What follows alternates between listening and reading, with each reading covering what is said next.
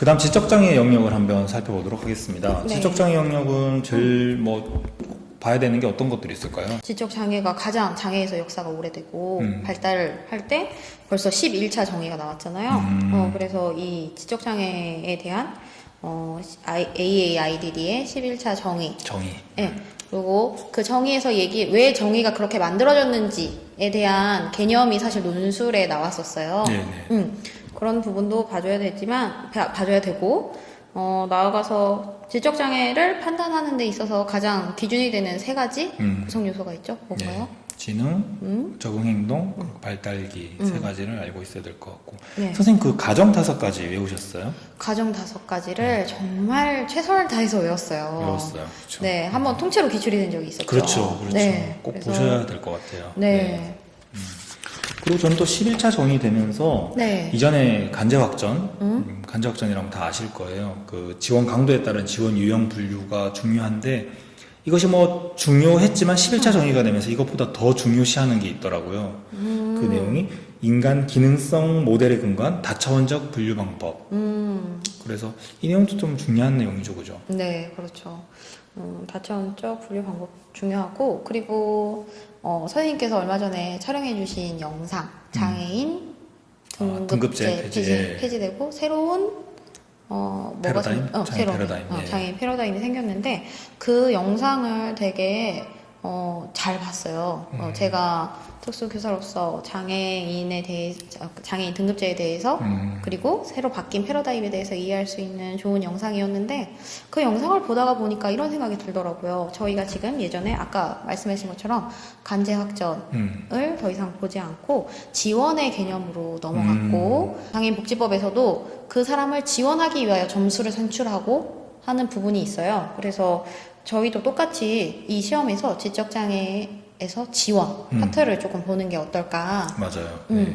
그래서 나아가서 지원의 성과 4가지 이런 부분, 그리고 지원의 정의, 그리고 지원에서 벌써 기출이 된 부분이 자연적 지원, 이런 부분도 계속 기출이 되고 있기 때문에 맞아요. 네. 또 한 가지 또 첨부하자면 지원 강도, 척도가 18년도에 기출이 되었어요. 그렇죠, 중등에. 맞죠. 예. 네, 그래서 18년도 중등이. 네. 세 가지가 뭐였죠? 지원 유형, 지원 빈도, 지원 시간. 맞아요. 이 세 가지가 그 지원 시간이 1일 지원 시간인 것도 좀 중요한 것 같더라고요. 아, 네, 맞아요. 하루에 몇 시간 정도 몇 지원인지. 시간 정도 지원해요. 그 세 가지 요소는 기출이기도 되어 있지만 또 나올 수도 있을 것 같아요. 있을 충분히. 것 같아요. 네. 아, 그 다음 지적장애 특성이 좀 중요한 것 같아요. 학생을 특성을 어떻게 볼 것인가. 그렇죠. 저는 그게 인지적 특성과 정의적 특성으로 나눌 수 있을 것 같아요. 인지적 특성 같은 경우는 주의 집중.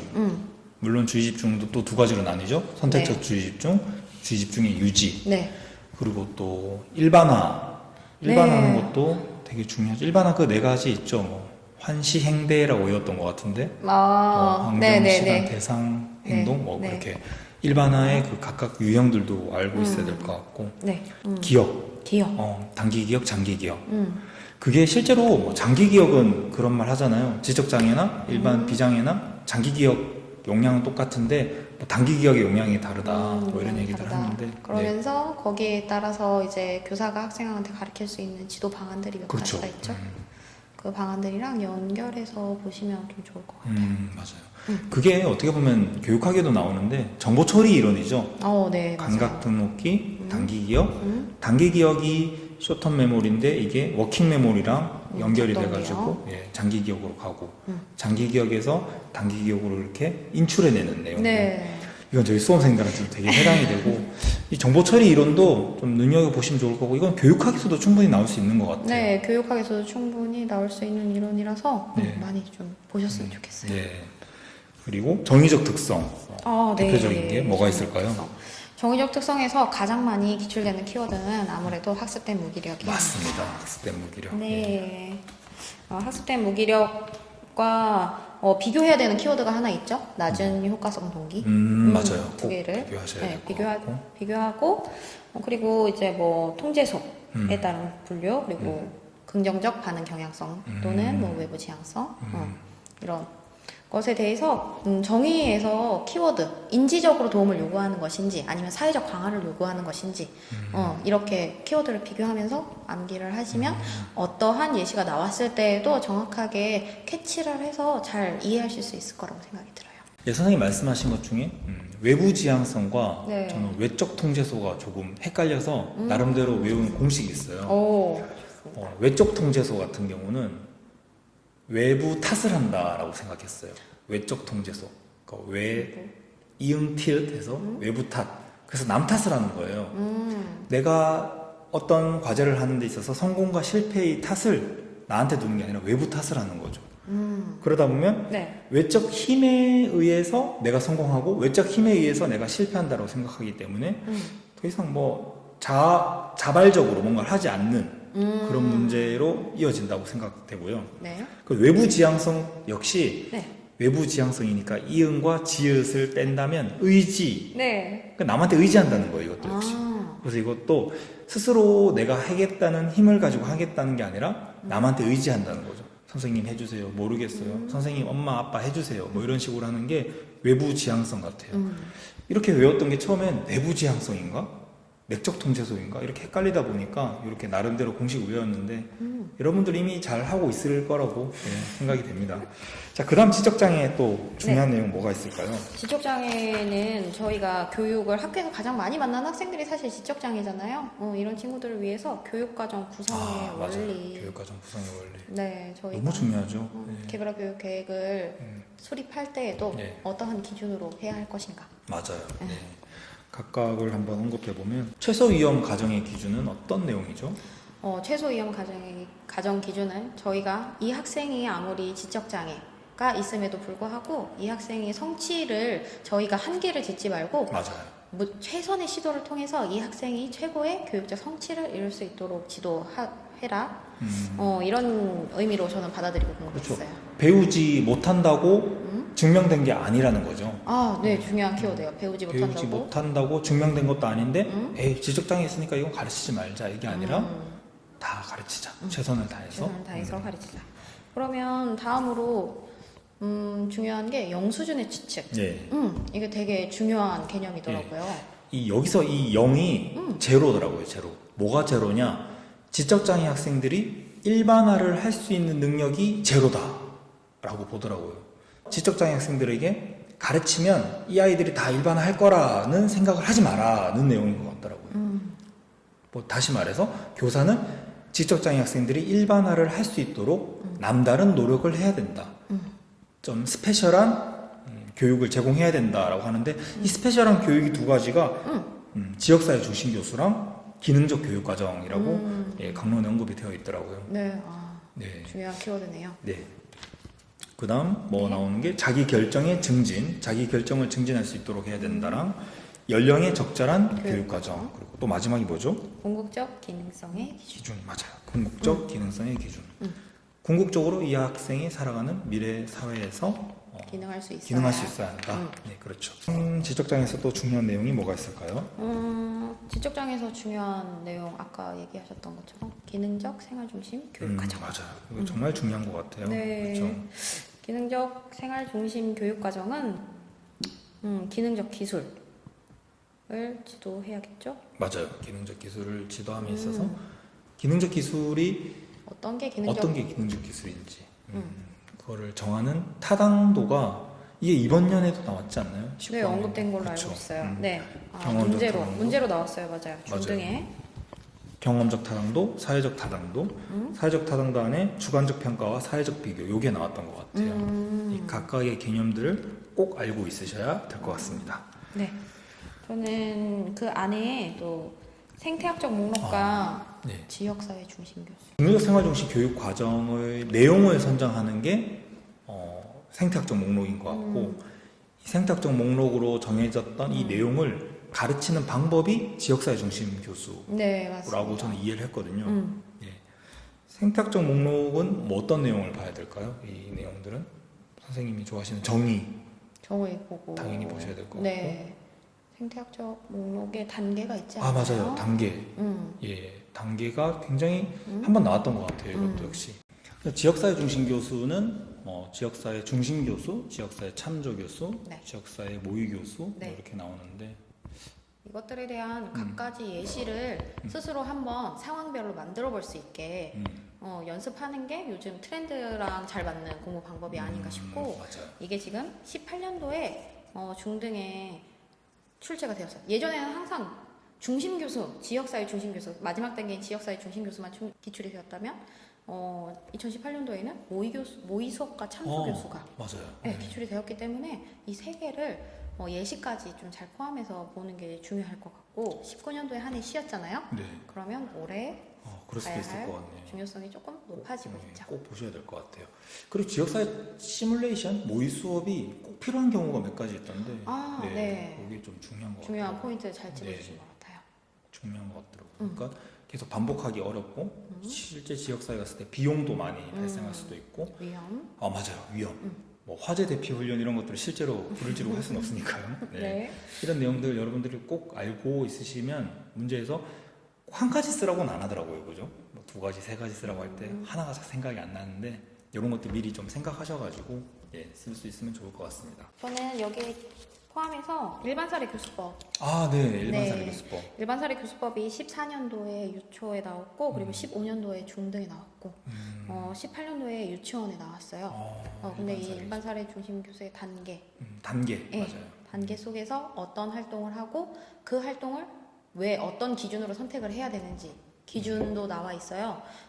지금 중등에 많이 출제가 안 된 지 꽤 됐어요. 상당히 중요한 맞아요. 이론임에도 불구하고 그래서 일반 사례 중심 교수도 좀 보고 가셨으면 좋겠어요. 일반 사례 교수법. 선생님이 그 단계별로 교사들의 역할도 좀 알고 있으면 좋을 것 같아요. 네, 맞아요. 교사들이 해야 할 것. 어떻게 해야 될지. 네.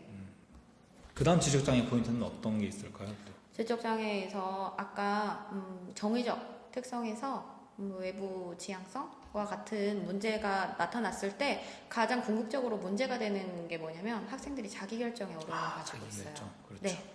그래서 자기결정을 좀 보시는 게 좋을 것 같아요. 이것도 이후에 전환이랑도 관련이 되기 때문에 그죠? 맞네요. 그 학자 이름 뭐죠? 위마이어. 위마이어. 위마이어. 네 가지 요소. 네, 알고 아직 있어요. 살아계시죠? 예, 자자자심이었나요?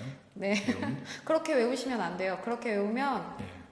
시험장에 들어와서 생각이 안 나는 불상사가 맞아요. 발생할 네. 수가 있어요. 네, 정확하게 첫 번째 따는 네. 내용은 좀 위험하다는 것도 네, 같이 자가 너무 세 개라서 네. 두 개만 돼도 괜찮은데 내용 뭐 자율적, 네. 자기조정적, 네. 자아실현, 심리적 역량 강화. 이 언제였죠? 초등 기출에 한번 정말 이게 깊게 한번 나왔던 것 같아요. 기억나시나요? 네, 네. 네, 초등이 미술 교과와 연계됐던 것 같은데 정말 어려웠던 네. 시즌이 있어요. 어려웠는데 지나서 보면 좋은 문제였다라고 평가를 많이 받는데 네, 올해는 그렇게 어렵게는 안 나왔으면 좋겠습니다. 저도요. 그 다음 지적장애에서 저는 네. 이거는 지적장애도 해당되고 학습장애도 해당되는데 학습 단계별 지도 방안 네, 너무 중요한 것 같아요. 그죠? 진짜 몇 번을 얘기를 네. 해도 그리고 모든 이론과 사실 다 맞물려서 가고 있거든요. 네, 그렇죠. 지적장애 학습 단계별 지도 방안 4단계. 습득, 숙달, 유지, 일반화. 그럼 학습장애에 해당되고 네. 어떤 장애를 가지고 있든지 심지어 장애를 가지고 있지 않더라도 이 학습 단계별로 교사가 어떻게 지도를 해야 되는지 내용은 중요한 내용인 것 같아요. 네.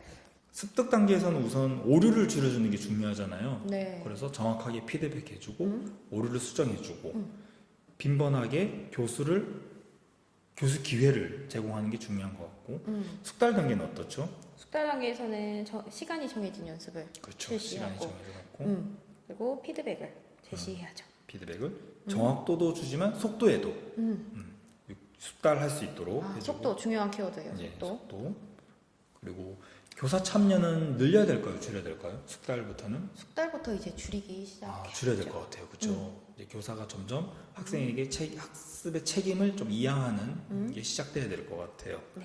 그러다 보면 학생들이 속도도 정확도도 숙달 단계에서 점점 높아지겠죠. 그 다음 단계인 유지 단계. 유지에서는 키워드가 저는 시간이라고 생각을 해요. 시간이 시간이 지나도 지나도. 학습을 할 수 있는 네, 그렇게 해야 되기 때문에 분산 학습 분산 학습 맞습니다. 분산 필요하지 학습. 않나. 네. 강화는 간헐적으로 해줘요. 간헐적 강화 맞습니다. 간헐적 강화를 주면서 분산학습하고 네. 마지막 일반화는 어떻죠? 정해진 자극과 네. 항상 정해진 반응을 주는 게 아니라 네. 다양한 자극 그리고 다양한 반응들을 해줌으로써 이 학생이 어떤 상황에서 어떤 게 생기더라도 네. 자기가 배웠던 거를 쓸 수 있는 그런 일반화 단계까지 갈 수 있는 것 같아요. 중요해요. 예. 저는 일반화에서 하나 더 말하고 싶은 게 이게 어떤 책에서 부수적 행동 변화라는 말이라고도 적혀 있더라고요. 그래서 뭐 예를 들어서 라면 끓이기를 수업을 잘했으면 뭐 국수도 끓일 수 있고 뭐 이런 식으로 한 식으로 저는 이해를 했는데 다양한 자극과 반응을 주다 보면 아이들이 하나를 가르치면 열을 할 수 있는 그런 존재가 되지 않을까요? 그렇죠? 선생님 말씀을 들으니까 그 생각이 나네요. 그 국수 끓이는 네. 거, 뭐 밥을 떠먹고 국을 떠먹는다 이런 게 음. 다양한 일반화의 사례들이 기출에 많이 언급이 되어 있어요. 그런 사례들을 좀 한번 읽어보시고 네. 나면 예시로 일반화된 사례를 적을 때 좀 도움이 되지 않을까 싶어요. 네, 도움이 많이 될 것 같습니다. 그리고 이제 그 다음 지적장애 어떤 내용을 보면 좋죠? 그 다음에는 기출이 좀 되고 있다가 요즘은 안 나오긴 하지만 그러네요. 네. 부분 참여의 원리를 부분 참여 원리. 예. 보는 게 좋지 않을까. 아까 시각장애에서도 중도 중복장애 학생의 교육이 되게 중요하다고 얘기를 했는데 이 부분 참여의 원리도 사실 중도 중복장애 학생들을 위해서 나오게 된 이론이잖아요. 그렇죠. 네, 그래서 중요성이 아직 많이 남아 있다고 생각을 해요. 선생님은 어떤 이론을 항상 보시든지 왜 이 이론이 등장하게 됐는지부터 네. 철학적인 먼저 네 가지가 있죠. 근수 네. 부비라고 저는 했는데 네. 근시안적 참여. 네. 근시안적 참여에는 포인트가 어떤 거죠? 이게? 근시안적인 참여는 교사의 편의에 의해서 학생이 지도되어야 되는 초점이 활동의 중심적인 내용이 아니라 비기능적인 내용에 초점을 맞추게 되는 것. 그래서 예전에 기출된 내용 중에 뭐 학생이 마트에 갔으면 물건을 고르는 것, 뭐 계산하는 것 이런 것을 배워야 됨에도 불구하고 학생이 잘 못한다는 이유로 카트 밀기와 같이 카트만 이렇게. 네 그런 그렇죠. 내용이 나왔었어요. 그럼 이게 근시안적이라는 게 교사의 시각이 좀 근시안적이다 이렇게 이해할 수도 있겠네요. 네, 그렇죠? 저는 그렇게 이해를 하고 외웠어요. 그럼 다음으로 수동적인 참여. 수동적인 참여는 네. 이게 실제로 하지 않는 게 키포인트인 것 같아요. 수동적인 실제로 거. 하지. 그래서 기출 문구들 보면 단순히 보고만 있는 거, 단순히 듣고만 있는 거. 그래서 어떤 문구였냐면 음악 악기 연주 수업인데 학생이 그냥 연주를 하는 기회를 주지 않고 그냥 듣기만 하고 있다라고 했던 것 같아요. 또 굉장히 수동적인 참여로서 좀 네. 좋지 않은 것 같아요. 네. 그다음 부족한 참여. 부족한 참여는 여러 가지 기능, 배워야 되는 학생들의 기능 중에 하나에만 너무 포인트를 맞춘 나머지 다른 기술들을 배울 시간이나 참여할 기회를 잃게 만들어주는 것. 그래서 이게 참여 기회 상실이라고도 돼 있던 것 네. 같아요. 뭐 예를 들면 어떤 게 있을까요? 예를 들면 뭐 학생이 스스로 휠체어를 타는 학생이 스스로 이동하는 것에 너무 독립적인 이동에 초점을 맞춘 나머지 음악실로 장거리를 이동해야 될 때 학생 시간을 너무 많이 걸리게 해서 참여를 힘들게 한다던가. 실제로 음악 수업을 듣지 못하는 그게 기출에 나왔던 문구죠. 네. 그럼 선생님 먼저 말씀하신 근시안적인 참여 같은 경우는 비기능적인 거에 한다고 기능적인 거에 참여 못한 거고 그렇죠. 부족한 참여 같은 경우는 기능적인 거 여러 개 중에 하나의 기능적인 것만 너무 집중을 한 나머지 다른 기능적인 내용들을 참여하지 못하는 네. 그런 상황이군요. 정리를 상당히 잘해주시네요. 아유, 감사합니다. 그리고 그럼 마지막 마지막으로. 비정규적 참여. 이거는 말 그대로 뭘까요? 정기적인 참여가 아니라 했다 안 했다. 그죠? 뭐 격일제로 참여하거나 월요일만 참여하거나 비정규적 참여. 비정규적 참여. 비정규적 참여인 것 같습니다. 네.